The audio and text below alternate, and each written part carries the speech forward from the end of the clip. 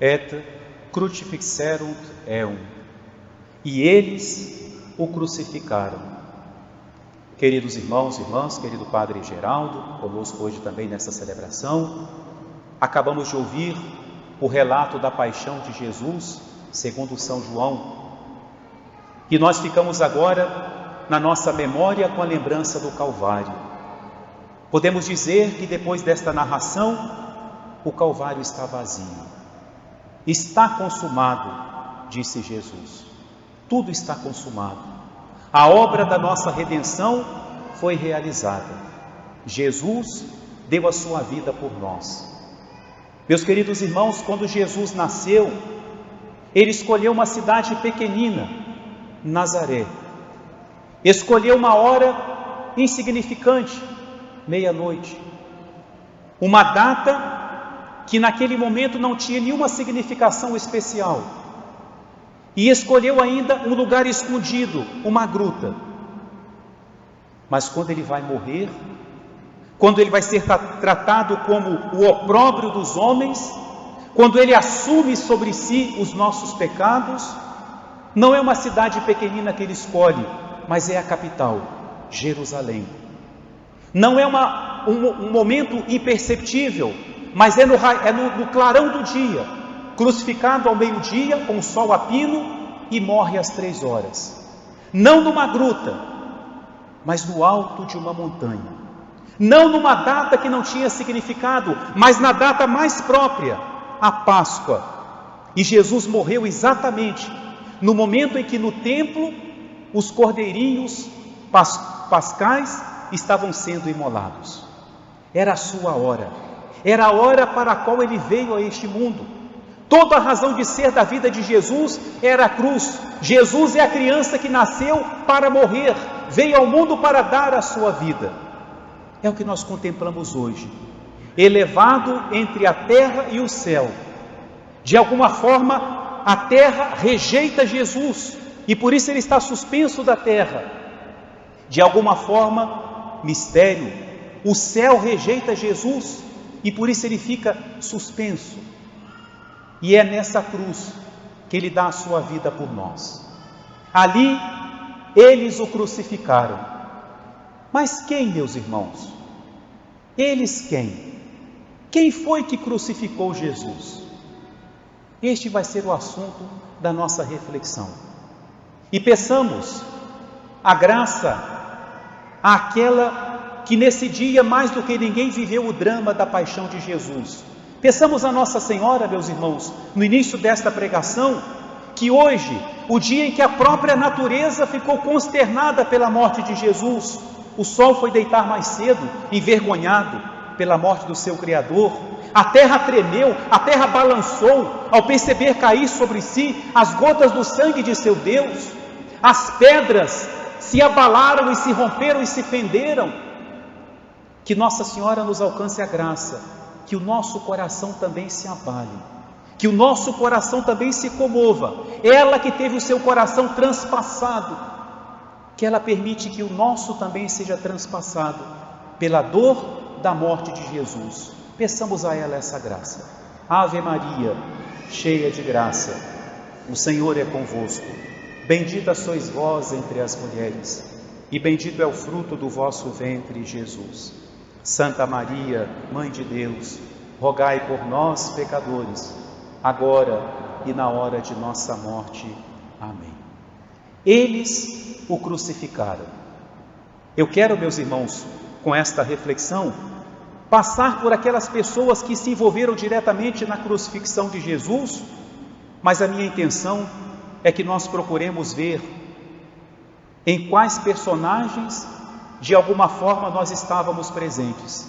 O padre não pode fazer essa aplicação para cada um desses personagens, mas eu tenho certeza que o Deus que hoje rompeu as pedras, também romperá a dureza dos nossos corações, para nos mostrar onde estávamos nós, em quem nós estávamos representados, ou quem nos representava no momento em que Jesus foi condenado. Eles o crucificaram. Eles, os chefes do povo, os príncipes dos sacerdotes, os escribas, os letrados na lei de Deus, os fariseus, os observantes da lei de Deus, eles o crucificaram, os chefes desse povo, um povo que Deus preparou com tanto carinho, um povo que Deus mesmo conduzia, e esses chefes tinham a missão de conduzir o povo. E meus irmãos, nós estamos aqui naquilo que São Paulo vai dizer, a plenitude dos tempos, a hora que chegou, como Jesus disse, chegou o tempo, e era o momento em que o sumo sacerdote tinha que fazer aquilo que João Batista fez, mas era ele que tinha que fazer, apontar Jesus, mostrar Jesus ao povo dizendo: eis o Cordeiro de Deus, eis o Messias esperado, eis o Filho de Davi. Mas não, eles o crucificaram, eles o renegaram. Causa-nos espanto o que nós acabamos de ouvir na leitura de São João, quando esses chefes viram para Pilatos e diz: nós não temos outro rei a não ser César. César que tinha dominado a Terra Santa, César que tinha oprimido aquele povo, César que cobrava o imposto que eles mesmos não aceitavam, e agora hipocritamente dizem: não temos outro rei senão César, porque para eles, se eles tinham que escolher entre aceitar Jesus e César, ficaram com César. E por que fizeram isso? Porque o seu coração se tornou cego. Eles estavam cegos. Há dois tipos de cegueiras: a cegueira involuntária, quando não se sabe, quando não se pode saber, e a cegueira voluntária, quando a pessoa não quer conhecer, não quer ver a verdade. E esta foi a cegueira dos príncipes, dos chefes do povo. Não quiseram mudar de vida. Jesus colocava o dedo na ferida daqueles homens. Jesus censurava os seus erros, e eles não quiseram aceitar, não quiseram mudar de vida. E quem fica cego, quem não quer mudar de vida, quem não quer ouvir o que Jesus prega, termina por crucificá-lo. Eles o crucificaram. Eles, muitos do povo, não podemos dizer que foi o povo todo, mas muitos do povo sim. E meus irmãos, uma pergunta que vem a nós: faz uma semana Jesus entrou em Jerusalém e foi recebido como rei, um rei muito simples, um rei pobre, que não tinha cavalo, mas usava um jumentinho, que não tinha tapetes, que não tinha flâmulas, que não tinha bandeiras. Mas aquele povo ficou tão entusiasmado para receber Jesus que improvisou tudo, improvisou bandeiras com ramos, improvisou tapeçarias com as suas próprias vestes, e diziam: Hosana, bendito que vem em nome do Senhor. E nos perguntamos: onde está esse povo? Onde estão aqueles que gritavam Hosana? Aqueles que faziam festa, que aplaudiam, que aclamavam ao filho de Davi? Talvez a gente possa dizer assim: não eram eles que gritavam agora crucificam. Certamente sim, eram muitos, mas vamos supor que não eram. Mas onde estavam? Por que não estavam ali dizendo ao menos: ele é inocente, nós não compartilhamos com a sua morte? Onde estavam? Foram omissos e se esqueceram de tudo que Jesus tinha ensinado. Foram ingratos, esqueceram tudo que Jesus fez por eles, se esqueceram do pão multiplicado, se esqueceram de tantas curas, se esqueceram de tantas palavras de vida eterna. Quem se esquece de Deus, quem é ingrato a Deus, quem é omisso, termina por crucificar a Cristo. Eles o crucificaram. Eles, Judas o traidor, Judas, um dos 12. E quando nós falamos em Judas, logo vem à nossa mente a ambição. E de fato é verdade. Na liturgia de ontem, no ofício divino, no breviário, que é praticamente dedicado a Judas de alguma forma, sai uma expressão que diz assim: Judas mercator péssimus, ou seja, Judas, péssimo comerciante, porque vendeu o Filho de Deus por 30 moedas, o preço de um escravo. Judas, que sabia colocar preço em tudo, ao ver o perfume de Maria, logo deu o preço, 300 denários, porque queria o dinheiro para si, mas não soube avaliar a Cristo. O vendeu por 30 moedas, deixou-se enganar pela sua ambição, guardava o dinheiro que era dado para o uso de Jesus e o guardava para si, se apropriava. Mas, meus irmãos, o primeiro pecado de Judas não foi a ambição.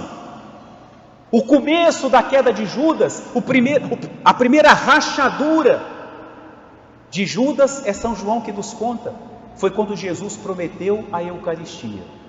Jesus multiplicou os pães, o povo quis fazer o rei, Jesus não aceitou, Judas já não gostou, porque Jesus já não era o rei que ele imaginava, não aceitava que o povo chamasse de rei daquela forma. E quando Jesus fala, a minha carne é comida, o meu sangue é bebida, Judas não entende, Judas não aceita, e Jesus fala, entre vocês está um demônio.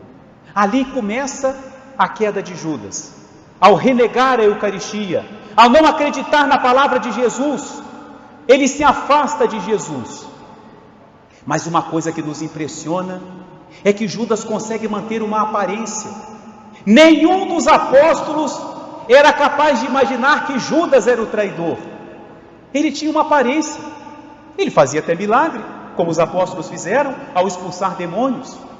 Judas mantinha a aparência. Quando Jesus anuncia na última ceia, na véspera, quando ele diz, um de vocês vai me trair, os apóstolos não podem acreditar e não imaginam quem pode ser, e ficam tão impressionados que começam a perguntar, meu Deus, será que serei eu? Ninguém pensa na possibilidade de que seja Judas. Ele mantém a aparência.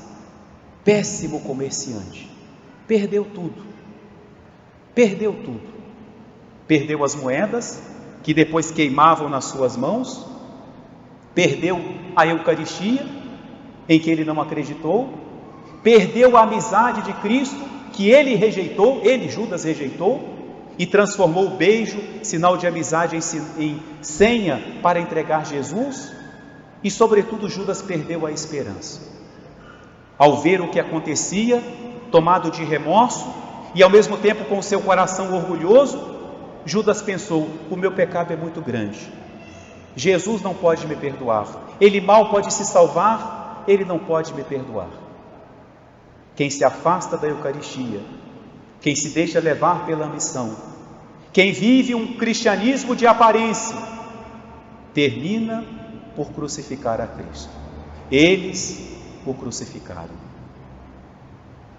Eles, Pilatos, que aparece tanto nessa narração de São João, Pilatos que percebeu a inocência de Jesus. Pilatos tinha uma convicção, esse homem é inocente, mas ele tinha outra convicção, eu não vou sacrificar nada por ele. E é esse o dilema de Pilatos, ele é inocente, e Pilatos transforma Jesus numa moeda de troca. Vejam o que Pilatos diz, como eu sei que ele é inocente, eu vou mandar flagelá-lo. Por que flagelá-lo se ele é inocente? É uma moeda de troca. Eu mando flagelar, assim eu agrado o povo, mas também não mando matar. É só uma flagelação, é só uma flagelação. Mas não dá certo. O ódio do povo é tão grande que não funciona. E Pilatos começa a aumentar a sua proposta, e se recorda que ali existe um criminoso, cujo nome assustava as pessoas, Barrabás, que por coincidência, o nome significa filho do Pai. Barrabás. E Pilatos então pensa, eu vou colocar uma proposta absurda, e aí eu salvo Jesus. Eu vou sugerir soltar Barrabás, porque todo mundo morre de medo desse homem. E Pilatos diz, quem que vocês querem que eu vos solte? Jesus ou Barrabás? E Barrabás é o preferido. E Pilatos continua sempre com essa preocupação, e quando dizem para ele se diz filho de Deus, Pilatos tem mais medo ainda, supersticioso como os romanos, mexer com a divindade, e pergunta para Jesus, de onde és? Quem és tu? E não consegue. Por mais que ele insiste, os judeus que conhecem a ambição de Pilatos, usam um argumento que o convence, se tu soltas esse homem, não és amigo de César. Ou seja, liberta Jesus que agora mesmo nós te denunciaremos ao imperador, e amanhã o crucificado serás tu. Então, nesse momento, Pilatos condena Jesus. E o que ele faz? Pede para trazer água, para lavar as mãos. E diz diante do povo: eu sou inocente do sangue desse homem. Ah, Pilatos, essa água não lava a tua alma. Esse ritual não te purifica. Só existe um ritual que pode te purificar, Pilatos. Só existe uma água que pode te salvar, aquela que vai brotar do coração de Cristo. Só o sangue de Cristo que pode lavar a tua alma, que pode te alcançar o perdão. Quem não está disposto a sacrificar qualquer coisa por Cristo, quem transforma Cristo numa moeda de troca com o pecado, termina por crucificar a Cristo. Eles o crucificaram.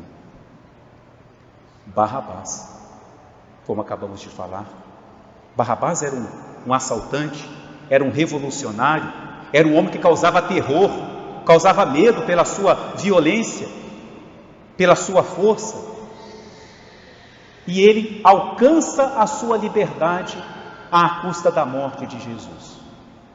O preço da liberdade de Barrabás foi que Jesus morresse no lugar dele. E em Barrabás está resumida a história da salvação. Jesus que se faz o criminoso para salvar o criminoso. Assume os pecados para alcançar o perdão. Quem está disposto a ter a liberdade por qualquer preço, mesmo à custa de sacrificar a Cristo, termina por crucificar a Cristo. Eles o crucificaram. Eles, os soldados romanos crucificaram literalmente a Cristo, mas eles também tiveram a sua parte na paixão de Cristo. Não, padre, mas os soldados cumpriam ordens. Sim, quanto a crucificar Jesus lá no Calvário, sim. Mas tem uma coisa para a qual eu confesso para vocês que eu não encontro explicação humana. Um detalhe da paixão de Jesus: que os soldados flagelassem Jesus era a missão deles.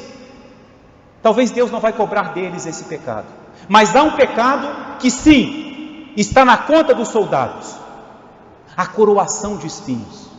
Pilatos mandou flagelar Jesus. Não existia essa punição de coroar alguém de espinhos. Na cabeça de quem, meus irmãos, pode passar uma ideia dessa, de fazer uma coroa de espinhos? A gente termina falando isso com uma naturalidade tão grande, porque não pensamos no que significa isso, levando em conta a sensibilidade da cabeça, o sentido da coroa, e fazer uma coroa de espinhos para um ritual de comédia, para burlar daquele que é o Rei da Glória. Só existe uma explicação para a coroação de espinhos: a inspiração diabólica naqueles soldados. Eles o crucificaram, porque a coroação de espinhos foi uma maldade diabólica executada pelos soldados romanos. Zombaram de Cristo, zombaram do seu reino.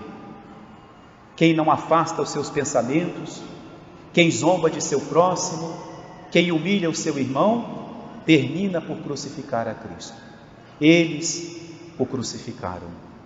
Eles, os discípulos que abandonaram Jesus, todos o abandonaram, por medo, por segurança própria, o abandonaram, fugiram como crianças assustadas, deixaram Jesus sozinho no Horto das Oliveiras. Inclusive Judas também fugiu.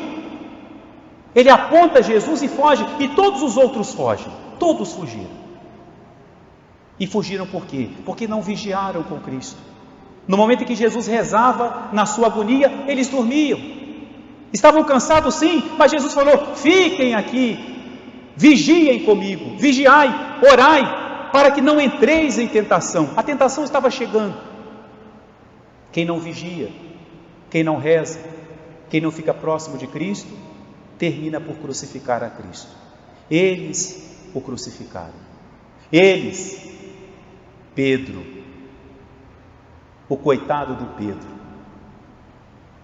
E Pedro crucificou a Cristo na sua negação. E o grande problema de Pedro foi a sua presunção, foi a confiança que ele tinha em si. Pedro estava muito seguro de si. Jesus tinha dito: tu és a pedra, tu és o rochedo. sobre ti eu vou construir a minha igreja. E Pedro se sentia forte.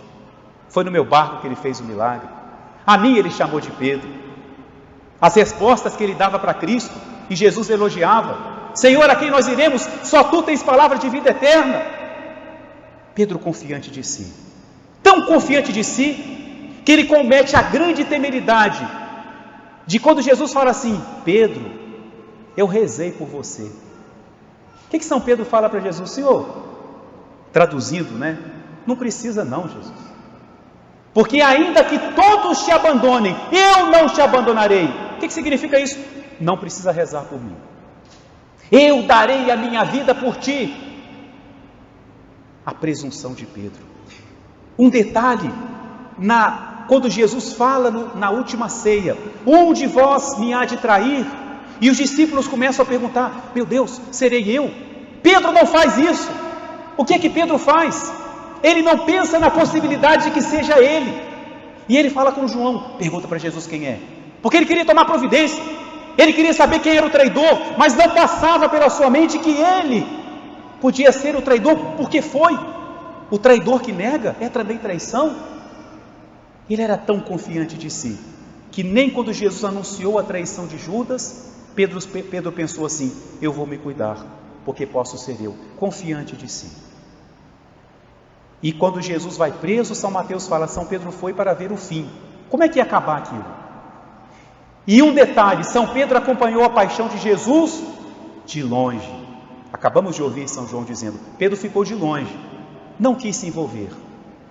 Meus queridos irmãos e irmãs, nesta sexta-feira santa, aprendamos de Pedro essa lição: não existe seguimento de Cristo de longe. Ou seguimos a Jesus de perto, ou dizemos claramente: não te seguirei. Não tem como seguir Cristo pela metade do caminho, ou somos dele ou não somos. Quem confia demasiado em si, quem não reza, quem segue a Cristo de longe, termina por crucificar a Cristo. Eles o crucificaram. Eles, os ladrões. Jesus foi condenado e crucificado entre dois ladrões, na expressão, se não me falha a memória, de São Bernardo, para indicar que ele era o pior dos dois, por isso estava no meio. E aqueles ladrões também crucificaram a Cristo, porque Cristo morreu pelos pecados deles também, e crucificaram a Cristo porque eles também insultaram a Cristo. Aquele que hoje nós chamamos de bom ladrão, e é bom só porque se converteu e não porque é ladrão, também insultou a Cristo, como São Mateus nos relata, mas depois ele foi transformado pela graça. E agora aqui já é um personagem diferente na paixão de Cristo, um personagem que já nos traz esperança. Aquele homem, meus irmãos, na hora da morte, praticou todas as virtudes em grau heróico. A gente sabe que para um santo ser canonizado, uma pessoa ser canonizada, ela tem que praticar as virtudes em grau heróico, e o bom ladrão as praticou, e por isso ele foi canonizado, e foi canonizado pelo próprio Cristo, que disse para ele: ainda hoje estarás comigo no paraíso. É o único santo que foi canonizado diretamente por Jesus. E aquele homem praticou todas as virtudes. Primeiro, ele defendeu Jesus, aquilo que os discípulos não fizeram, aquilo que o povo escolhido não fez, aquilo que os chefes do povo não fizeram, ele fez. Ao ouvir os insultos, sobretudo do seu companheiro, ele falou: mas nem tu temes a Deus, estando sofrendo esse suplício. Que mal ele fez? Ele defendeu a inocência de Cristo. Ele praticou, ele se arrependeu, ele aceitou o sofrimento como penitência. Ele disse: nós merecemos o castigo que estamos padecendo.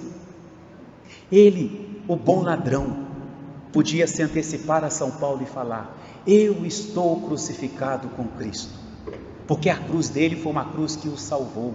Nós merecemos o suplício que estamos sofrendo, penitência. Ele fez um ato de fé. Ele olhou aquele homem ali abandonado de todos e acreditou que aquele homem era rei. Ele fala do reino de Cristo: quando chegares no teu reino. Ele praticou a esperança. No meio do sofrimento, no meio da dor, e vendo Jesus sofrendo tanto quanto ele ele espera um reino que pode vir, e espera na bondade daquele homem. O bom ladrão conseguiu ver através do sangue, através do sofrimento, que ali estava o Filho de Deus, e por isso ele faz para Jesus esse pedido tão bonito: Senhor, lembra-te de mim ao chegares no teu reino. Um homem crucificado, abandonado de todos, motivo de zombaria, e aquele ladrão diz para ele: lembra-te de mim ao chegares no teu reino. Todas as virtudes esse homem praticou, e por isso mereceu a salvação. Hoje estarás comigo no paraíso. Existe um grande pregador, o Padre Vieira, que gostava de fazer uns trocadilhos, que diz assim: o credo diz, digamos na expressão latina, Jesus desceu aos infernos, ou seja, desceu às regiões inferiores, a mansão dos mortos, o lugar dos mortos, não o inferno propriamente.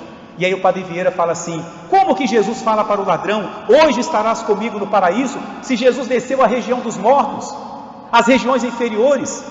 E aí completa o Padre Vieira: porque estar com Cristo, mesmo que seja no inferno, o inferno se torna paraíso. Estar com Cristo, seja no sofrimento, seja na dor, seja no caos, seja nas trevas, tudo isso se torna paraíso, porque Cristo transforma tudo em paraíso. Hoje estarás comigo no paraíso. Eles o crucificaram. Madalena, pecadora, de quem Jesus tinha tirado 7 demônios, ela crucificou a Cristo porque ela pecou. Ela crucificou a Cristo porque ela vendeu o seu corpo. Ela crucificou a Cristo porque deixou que seu corpo fosse templo do demônio. E quem usa do seu corpo contra a lei de Deus, quem se esquece de Deus e profana o seu corpo, termina por crucificar a Cristo. E Madalena, Deus pediu dela, exigiu dela um grande sacrifício, que é chamado deserto de Madalena. Ela teve que ver o preço do seu pecado morrer diante dela e ela não poder fazer nada. Ela teve que estar ali, por um lado a Santíssima Maria, e por outro lado a pecadora Maria, assistindo à morte de Jesus e não podendo fazer nada, para que ficasse gravada na sua mente quanto ela tinha ofendido a Deus. Mas quão grande era o amor de Deus, que mesmo com tantos pecados, ela podia ter a salvação. Eles o crucificaram. Eles. E agora, meus irmãos, não se assustem com o que o padre vai falar, não me tirem pedras, não me atirem pedras, me deixem ao menos explicar. Eles o crucificaram. Nossa Senhora. Como, padre? Sim. Ah, claro, o padre não precisa nem dizer que agora é na mesma forma como os que nós acabamos de ver. Mas a Virgem Maria, com uma fé maior do que a de Abraão, e provada mais do que Abraão, teve que sacrificar o seu filho. Abraão, Deus manda que leve o seu filho até o alto do monte, carregando a lenha sobre os ombros, como Jesus, imagem de Jesus, e lá manda que ele o coloque sobre a lenha, acenda ali o fogo, pegue a faca, levante a faca, e na hora que ele está descendo a faca, o anjo segura a mão e diz: basta, Abraão, a tua fé está comprovada. Com Maria não tem essa mão. Com Maria não aparece um cordeiro para ser imolado. Com Maria Deus não diz no momento decisivo: basta, não! Ela teve que sacrificar o seu filho no seu coração. Ela teve que aceitar. Nossa Senhora não estava ao pé da cruz revoltada com a morte de seu filho, não, estava dolorosa, com o coração transpassado, sim, mas revoltada não. Era o caminho da cruz. Quanto Jesus não conversou com Maria sobre essa hora, a minha hora. E meus irmãos, pasme-se o céu, pasme-se os anjos e pasme-se a terra, mas se por um absurdo da nossa imaginação os soldados romanos não crucificassem Jesus e o pai dissesse: Maria, crucifica-o. Desculpem as mães por ouvirem isso, mas a Virgem Maria o faria. Claro que é uma hipótese absurda, mas a sua fidelidade a Deus era tanta que ela faria aquilo que Deus pedisse dela, até onde Deus mandasse. Claro, não, repito, um absurdo, mas para entendermos a grandeza da fé de Maria. Eles o crucificaram. O Pai entregou o seu Filho. E aí chegamos no auge do amor de Deus. E agora temos que dizer, no auge do amor de Deus, não pelo seu Filho amado, mas por nós. E aí somos tentados a dizer, mas Senhor, então o Senhor me ama mais do que a Jesus? Vejam quanto Deus nos ama, meus irmãos, que nos deixa menos com essa dúvida. Jesus mesmo que disse, Deus amou tanto o mundo, que lhe deu o seu próprio Filho. Quase dizendo, amou mais a vocês do que a mim.